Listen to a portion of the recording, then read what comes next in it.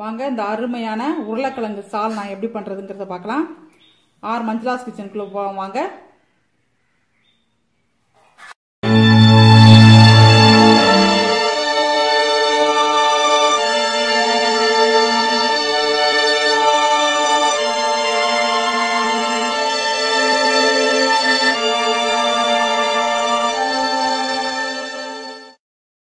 Hi viewers, R Manjula's கிச்சனுக்கு உங்களை வரவேற்கிறேன். இன்னைக்கு நான் காலையில் டிஃபனுக்காக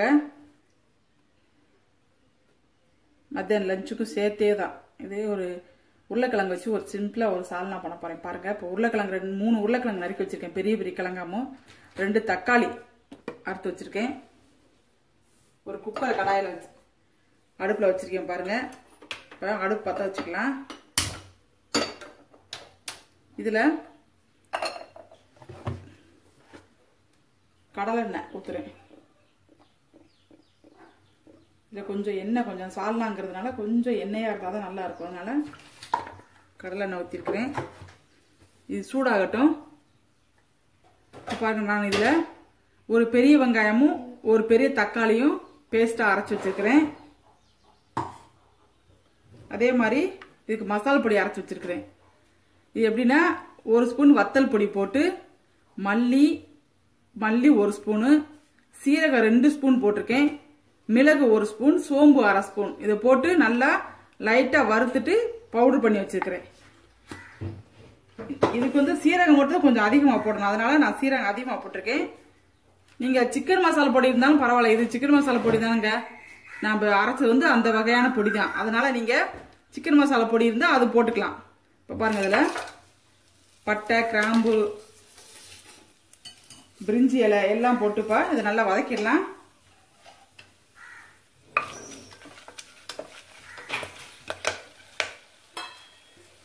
கிராம்பு வெடிக்கவும் 2-3 சோம்பு போடுங்க.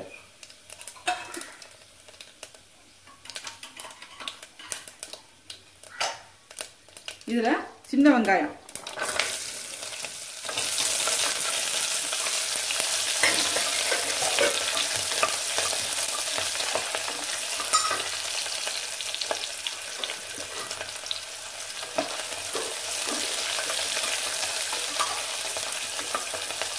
வெங்காயம் நல்லா கொஞ்சம் வதங்கட்டும்.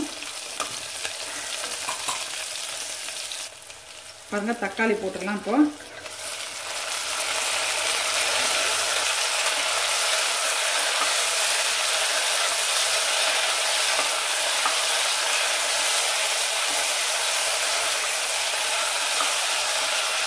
இது நல்லா மசியட்டும். பாருங்க, தக்காளி நல்லா மசிஞ்சிருச்சு. பாருங்க, இப்போ நம்ம மசாலா போட்டுக்கலாம். முதல்ல இஞ்சி பூண்டு பேஸ்ட் 1 ஸ்பூன் போட்டுக்கிறேன்.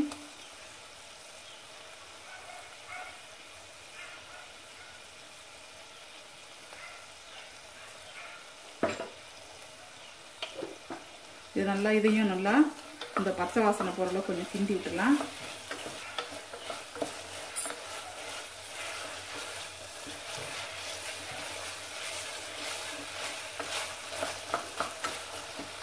அதுக்கப்புறம் நம்ம அடித்து வச்சுருக்கிற தக்காளி வெங்காயம் பேஸ்ட்டு, ஒரு தக்காளியும் ஒரு வெங்காயம் அடித்து பார்த்தீங்களா, அந்த பேஸ்ட்டு அதை போட்டுடலாம்.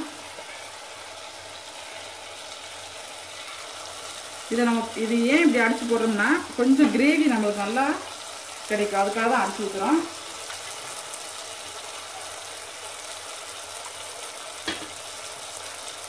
இது நல்லா எண்ணெய் பிரிஞ்சு வரட்டும். பாருங்க, நல்லா எண்ணெய் பிரிஞ்சு வந்துச்சு பாருங்களா.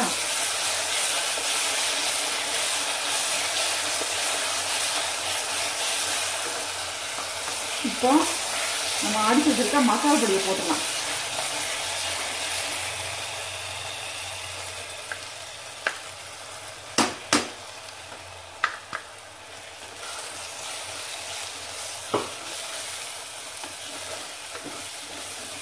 இது சில்வர் பாத்திரங்கிறதுனால கீழே பிடிச்ச மாதிரி இருக்கும், ஆனால் கிண்ட அது போயிடும். நம்ம தண்ணி ஊற்றி கிண்டோம்னா அது போயிடும். இந்த பார்த்தீங்களா, எப்பயே போயிடுச்சு பார்த்தீங்களா. அப்படி நல்லா நல்லா எண்ணெய் பிரிஞ்சிடணும். அப்போ தான் டேஸ்ட் நல்லா இருக்கும் நமக்கு. இப்போ மசாலா போட்ட உடனே ஒரு தனி வாடை வருது பாருங்க. இப்போ இதெல்லாம் கொஞ்சம் தண்ணி ஊற்றிடலாம்.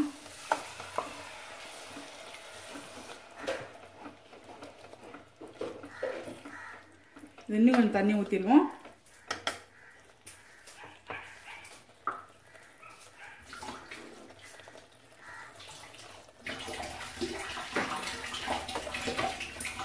மிக்சியெல்லாம் கழுவி ஊற்றிடலாம்.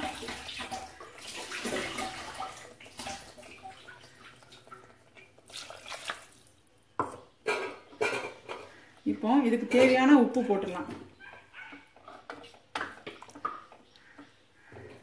இதை 2 பச்சை மிளகாய் கீரி போடலாம். இந்த பச்சை மிளகாய் கீரி போட்டோம்னா அந்த சால்னாக்கு நல்ல ஒரு டேஸ்ட் இருக்கும்.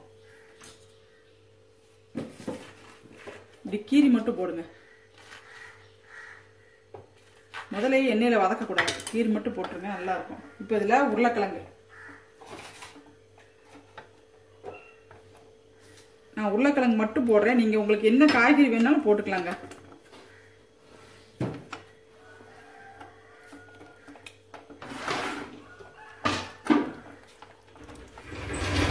இதுக்கு இப்போ தேவையான உப்பு போட்டுடலாம்.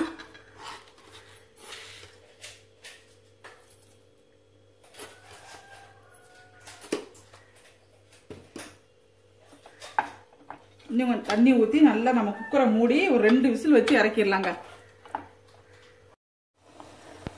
இப்போ பாருங்க, நம்மளுக்கு சூப்பராக கொதிச்சு நல்லா எண்ணெய் பிரிஞ்சிருச்சுங்க.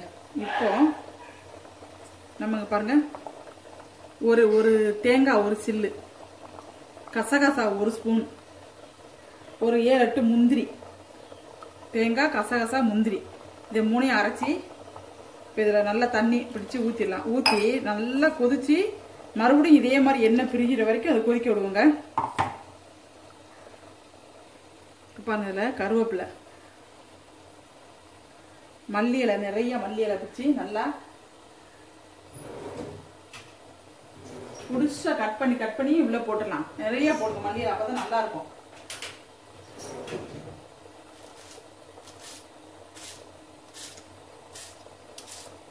புதினா இருந்தாலும் புதினாவும் போடலாம். புதினா போட்டால் இன்னும் கொஞ்சம் சால்னா நல்லா டேஸ்டா இருக்கும். என்கிட்ட புதினா இலை இப்போதைக்கு இல்லை, அதனால மல்லி இலை மட்டும் போடுறேன்.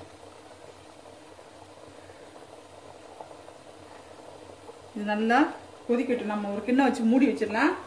நல்லா கொதிச்சு வந்ததுக்கு அப்புறமா நம்ம எண்ணெய் பிரிஞ்சு வந்ததுக்கு அப்புறமா அதை ஆஃப் பண்ணலாம். பாருங்க, இப்போ நம்மளுக்கு சூப்பரா சால்னா ரெடி ஆயிடுச்சுங்க. எண்ணெயா பிரிஞ்சு வந்துருச்சு பாருங்க. சூப்பரான அருமையான சால்னாங்க, உருளைக்கிழங்கு சால்னா. இப்போ நம்ம ஆஃப் பண்ணிடலாம். இதை சூப்பரா இருக்கு பாத்தீங்களா?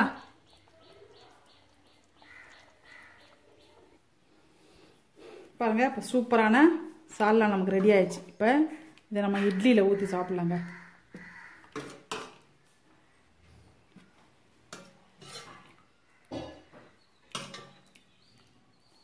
சூப்பரான உருளைக்கிழங்கு சால்னா நம்மளுக்கு ரெடி ஆயிடுச்சுங்க. இட்லி, தோசை, பூரிக்கு நல்லா இருக்காதுங்க. சப்பாத்தி நல்லா கொஞ்சம் ஊற வச்சு சாப்பிட்டா நல்லா இருக்கும். சாப்பாடுக்கு ரொம்ப டேஸ்டா இருக்கும். சிக்கன் குழம்பு மாதிரியே இருக்கும். இது கூட நம்ம சிக்கனும் போட்டு செய்யலாம், நல்ல டேஸ்டா இருக்கும். இந்த வீடியோஸ் நீங்க பாருங்க. உங்களுக்கு பிடிச்சிருந்ததுன்னா லைக் பண்ணுங்க, ஷேர் பண்ணுங்க. என்னோட சேனல் இது வரைக்கும் நீங்க சப்ஸ்கிரைப் பண்ணாதவங்க தயவு செய்து கொஞ்சம் சப்ஸ்கிரைப் பண்ணுங்க. தேங்க்யூ, பாய்.